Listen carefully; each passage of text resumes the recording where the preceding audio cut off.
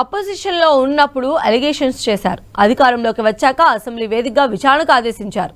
ORR release వ్యవహారంపైన ప్రతిపక్షంలో ఉన్నప్పటి నుంచి ఆరోపణలు చేస్తూ వస్తున్న రేవంత్ రెడ్డి స్పెషల్ టీంతో ఇన్వెస్టిగేట్ చేస్తామని ప్రకటించారు. బీఆర్ఎస్ హయాంలో జరిగిన ఓఆర్ఆర్ రిలీజ్ అగ్రిమెంట్ కదేంటి, అసలు ఆరోపణలేంటి, ప్రభుత్వం ఎందుకు విచారణకు ఆదేశించింది? ఓఆర్ఆర్ లీజ్ పై విచారణకు ఆదేశించిన సీఎం రేవంత్. ప్రతిపక్షం కోరిక మేరకు ఎంక్వైరీకి ఇస్తున్నట్లు ప్రకటన. దమ్ముంటే లీజ్ రద్దు చేసి విచారణ చేయించాలన్న హరీష్. అసెంబ్లీ వేదికగా కీలక ప్రకటన చేశారు సీఎం రేవంత్. తెలంగాణ అసెంబ్లీ ఎన్నికల ముందు జరిగిన ఓఆర్ఆర్ లీజ్ అగ్రిమెంట్ పై విచారణకు ఆదేశిస్తున్నట్లు ప్రకటించారు. ప్రతిపక్షం కోరిక మేరకు ఎంక్వైరీకి ఇస్తున్నామని, కేబినెట్లో విచారణకు సంబంధించిన విధి విధానాలు ప్రకటిస్తామన్నారు సీఎం రేవంత్. ఎన్నికల కంటే ముందు హడావిడిగా సరైన విధి విధానాలు అవలంబించకుండా టెండర్ ప్రాసెస్ను డీవియేట్ చేసి కొద్దిమంది వ్యక్తులకు ఆయాచిత లబ్ధి చేకూర్చడానికి ఔటర్ రింగ్ రోడ్డును అప్పచెప్పిండ్రని సమాజమంతా, తెలంగాణ రాష్ట్రమంతా దీని మీద తీవ్రమైన చర్చ జరిగింది. అయితే తాము విచారణకు ఆదేశించమని కోరలేదన్నారు మాజీ మంత్రి హరీష్ రావు. ప్రభుత్వం కావాలనే ఎంక్వైరీ వేసిందని, అయినా తమకు అభ్యంతరం లేదన్నారు.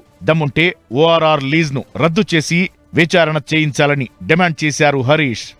నేనెక్కడ కూడా విచారణ వేయమని అనలే. అక్కడ నుంచి బట్టిగారు లేచి వి వెల్కమ్ విచారణ, దానికి మేము వెనకపోము, వి వెల్కమ్. కానీ విషయం చెప్పదలుచుకున్నా అంటే ఎంత కన్వీనియంట్గా ముఖ్యమంత్రి గారు మాట మారుస్తారనేది రాష్ట్ర ప్రజలకు, మీకు రికార్డులు చూస్తే తెలుస్తుంది. బట్టిగారు లేచి పదే పదే మీలాగా ఓఆర్ఆర్ అమ్ముకోలేదంటే మీకు అంత ఇష్టం లేకపోతే దాన్ని రద్దు చేయండి, వాపస్ తీసుకోండి అని నేను అన్నా. అయితే ఇప్పుడు ముఖ్యమంత్రి గారు లేచి సరే విచారణ వేస్తామన్నారు, వి వెల్కమ్. కానీ నేను ఈ సందర్భంగా కోరేది ఏంటంటే ముందు రద్దు చేసి ఆ విచారణకు ఆదేశించండి, రద్దు చేయండి అని చెప్పి ఆ టెండర్లు రద్దు చేసి విచారణకు ఆదేశించాలని మీ ద్వారా కోరుతా ఉన్నాను. Hyderabad outer ring road ORR lease పై ఎప్పటినుంచో ఆరోపణలు చేస్తూ వస్తున్నారు రేవంత్ రెడ్డి. ఓఆర్ఆర్ లీజ్ లో భారీ స్కామ్ జరిగిందని, ఈ కుంభకోణంలో దాదాపు 1000 కోట్ల రూపాయలు చేతులు మారాయని రేవంత్ రెడ్డి అపోజిషన్లో ఉన్నప్పుడు తీవ్ర ఆరోపణలు చేశారు. ఈ ఓఆర్ఆర్ లీజ్ స్కామ్ లో తెలంగాణ ప్రభుత్వ మాజీ ప్రధాన కార్యదర్శి సిఎస్ సోమేష్ కుమార్, ఐఏఎస్ అరవింద్ కుమార్ కీలక పాత్రధారులని అప్పట్లో ఎలిగేషన్స్ చేశారు.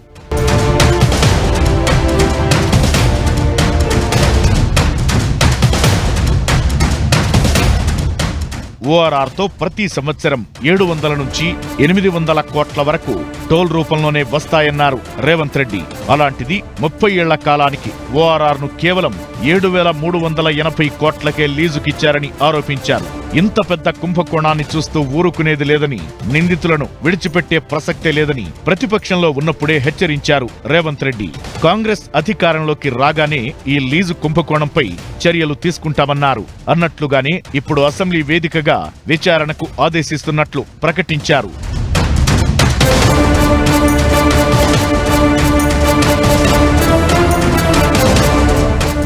హైదరాబాద్ ఔటర్ రింగ్ రోడ్ ను హెచ్ఎండిఏ 30 ఏళ్ల కాలానికి 7,380 కోట్లకు ముంబైకి చెందిన ఐఆర్బి ఇన్ఫ్రా సంస్థకు టోల్ ఆపరేట్ ట్రాన్స్ఫర్ విధానంలో లీజుకిచ్చింది ప్రభుత్వం. అయితే ఓఆర్ఆర్ లీజ్ వ్యవహారంపై బీజేపీ కూడా అప్పట్లో బానే ఫైట్ చేసింది. ఓఆర్ఆర్ కాంట్రాక్టు బిడ్ ను 2023 ఏప్రిల్ 11న తెరిచినట్టు చెప్పారని, కానీ ఏప్రిల్ 27న అప్పటి మున్సిపల్ శాఖ ప్రిన్సిపల్ సెక్రటరీ అరవింద్ కుమార్ మీడియాకు ప్రకటన విడుదల చేశారన్నారు. బిడ్ ఓపెన్ చేసిన 16 రోజుల తరువాత మీడియా ప్రకటన ఇవ్వడం వెనుక ఏదో ఉందని అప్పట్లోనే అనుమానాలు వ్యక్తం చేశారు. తొలుత ఓఆర్ఆర్ టెండర్ దక్కించుకున్న కంపెనీ 7,272 కోట్లు కోట్ చేసిందని, కానీ 7,380 కోట్లుగా అరవింద్ కుమార్ ఎలా ప్రకటించారని బీజేపీ ప్రశ్నించింది. టెండర్ల ప్రక్రియ పూర్తయిన తరువాత కంపెనీ దాఖలు చేసిన బిడ్ అమౌంట్ ఎలా పెరిగిందని, ఈ డబ్బు ఎవరిని అడిగి పెంచారని క్వశ్చన్ చేశారు.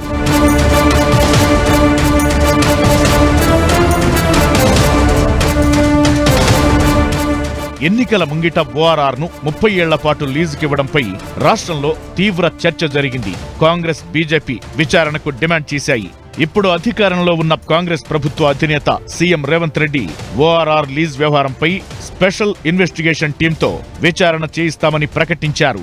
ఇప్పటికే ఫార్ములా ఈరేస్ కేసులో కేటీఆర్ ను A1 గా చేర్చింది ఏసీబీ. ఇక ఈ కేసు దర్యాప్తు స్టార్ట్ అయితే ఎవరి మీద కేసులు నమోదవుతాయోనన్న ఉత్కంఠ కంటిన్యూ అవుతోంది.